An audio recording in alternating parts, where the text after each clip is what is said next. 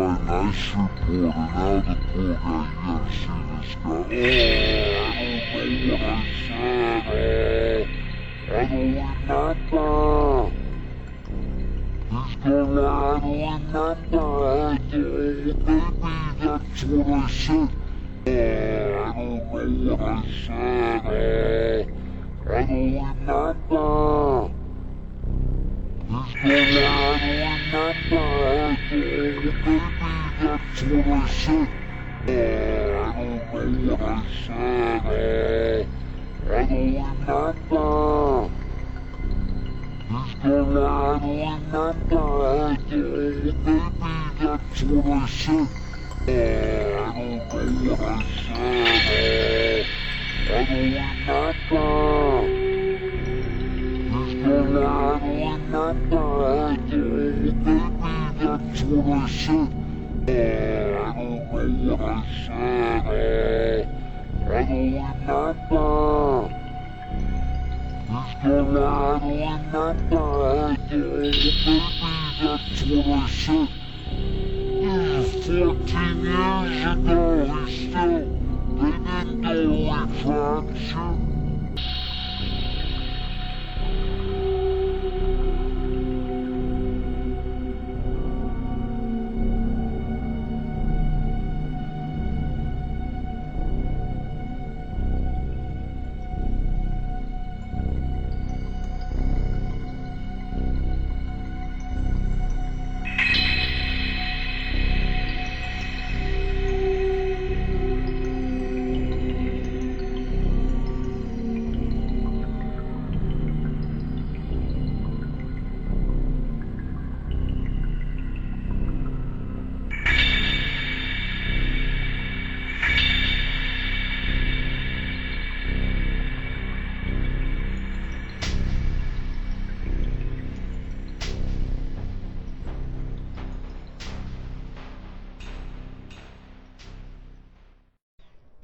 We love you. You're very special.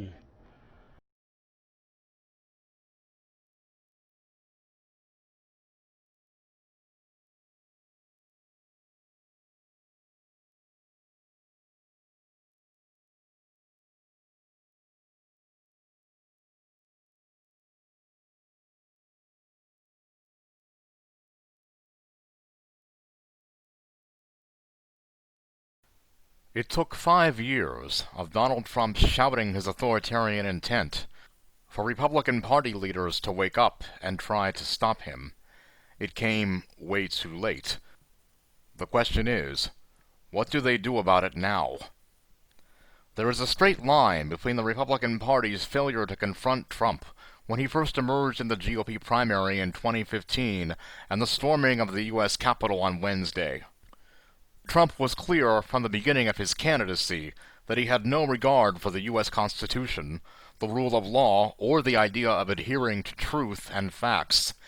He made numerous statements during the 2016 campaign that indicated his intent to do anything with power he could, including bending or breaking rules to gain or hold on to that power.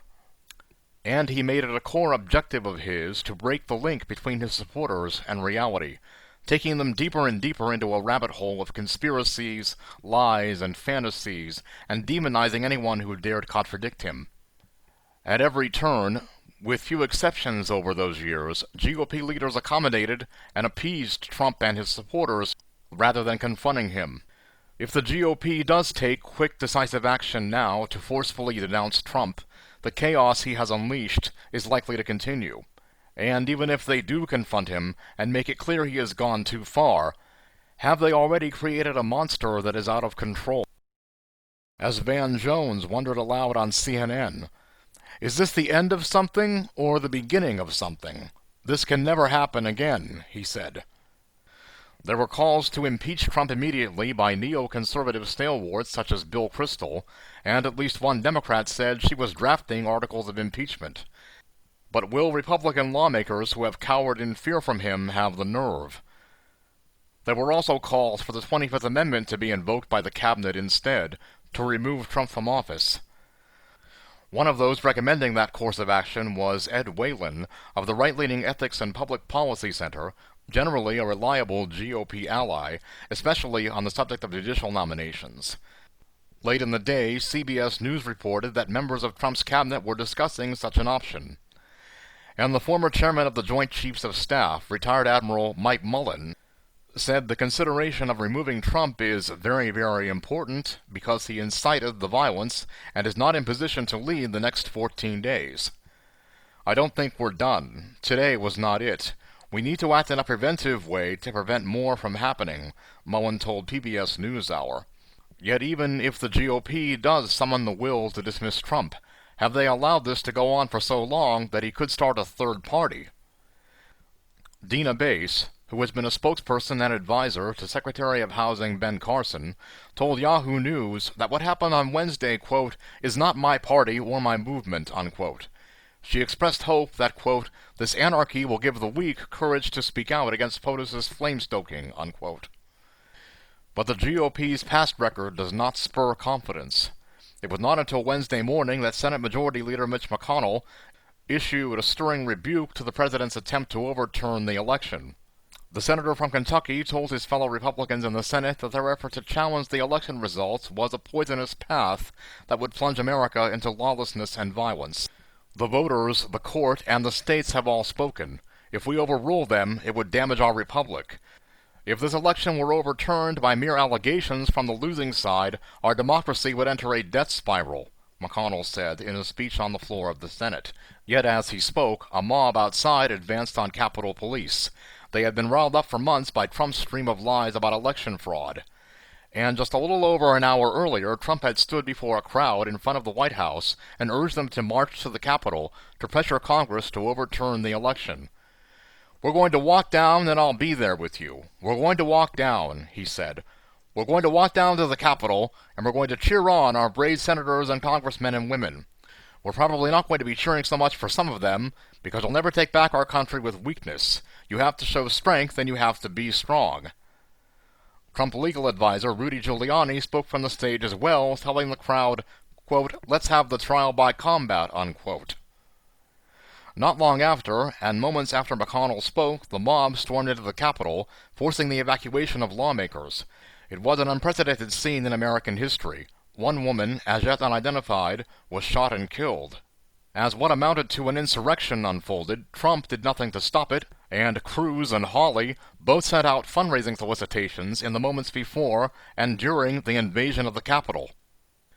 But McConnell and other Republicans also did little to slow the buildup since the November 3rd election of festering anger among Trump's supporters about an imagined stolen election.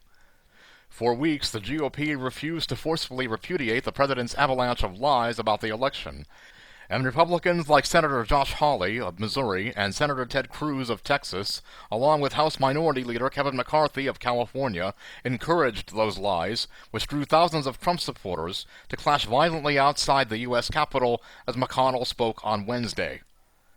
McConnell may have sensed what was coming, leading him to make his forceful remarks. It wasn't until after the mob had broken into the Capitol that other Republican leaders finally came to their senses. McConnell spoke at the beginning of debate in the Senate over the result of the election, but the congressional role is a mere formality in any election where a candidate has a majority of votes in the Electoral College. President-elect Joe Biden won the Electoral College by a count of 306 to 232. But Trump has never conceded his loss and has instead perpetuated the lie that he won in a landslide and was cheated. Millions of his supporters have ignored the fact that there is no evidence to support the president's claims. It wasn't until after it was too late that Trump's biggest accomplices called on Trump supporters to stand down. Cruz pleaded that, quote, those storming the Capitol need to stop now, unquote. This has to stop, and it has to stop now, McCarthy said. He called on Trump to demand that the rioters and insurrectionists leave the Capitol. Trump finally issued a video more than 2 hours after the violence began, in which he asked supporters to go home, while also continuing to lie about the election and telling his supporters they were, quote, very special, unquote.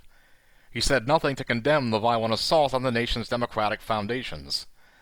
Later in the day, Trump essentially justified the day's shocking violence and anarchy, claiming that these are the things and events that happen if he is cheated, which he was not.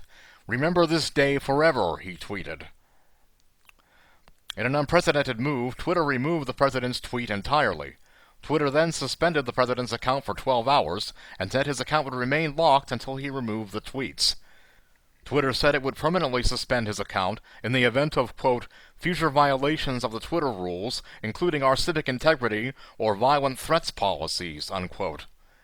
And Hawley, who was photographed holding up a raised fist to the mob before they broke into the Capitol, was silent as well for 2 hours before issuing a statement. He said that, quote, "the violence must end, those who attack police and broke the law must be prosecuted, and Congress must get back to work and finish its job," unquote. It was not clear how many Republicans would continue to object to the election results as they had earlier in the day, but Senator Rand Paul of Kentucky, for one, said he would oppose any such move and called it a lie to claim, as Hawley and Cruz have, that it was simply giving voice to voters. "It's not a protest. The vote today is literally to overturn the election," Paul tweeted. Senator Roger Wicker of Mississippi told CNN's Manu Raju that he and other Republicans were trying to expedite the process of certifying the election results to show unity in the face of the day's lawlessness and anarchy. Members of Congress returned to their respective chambers shortly after 8 p.m., and it became clear that the Republican objections to the election would be dropped. But it remains to be seen how determined they are to impose a political cost on the president, who brought the country to the brink of civil war, not over any principle or ideological disagreement, but over mere ego. Representative Liz Cheney, the third-ranking House member, had been one of the few GOP leaders to forcefully oppose Trump's attempted coup, and his allies in Congress supporting it. She issued a forceful statement in which she said that what Trump caused here is something that we'd never seen before in our history. It has been 245 years, and no president has ever failed to concede or agree to leave office after the Electoral College has voted. I think what we're seeing today is a result of that, a result of convincing people that somehow Congress was going to overturn the result of this election, a result of suggesting he wouldn't leave office. Those are very, very dangerous things. This will be remembered, and this will be part of his legacy, and it is a dangerous moment for our country," Cheney said. Senator Mitt Romney of Utah blistered the president and his allies. "What happened here today was an insurrection, incited by the President of the United States. Those who choose to continue to support his dangerous gambit by objecting to the results of a legitimate democratic election will forever be seen as being complicit in an unprecedented attack against our democracy. They will be remembered for their role in this shameful episode in American history. That will be their legacy," Romney said. Around 6 p.m., former President George W. Bush issued a statement calling the day's events an insurrection and pointed the finger at Trump and his Republican allies. "I am appalled by the reckless behavior of some political leaders," Bush said. "The violent assault on the Capitol was undertaken by people whose passions have been inflamed by falsehoods and false hopes." But New Yorker magazine staff writer Susan Glasser noted that, quote, "for days and days Bush was asked to speak out about the unconstitutional attack on the election by members of his party. He said nothing, until now," unquote.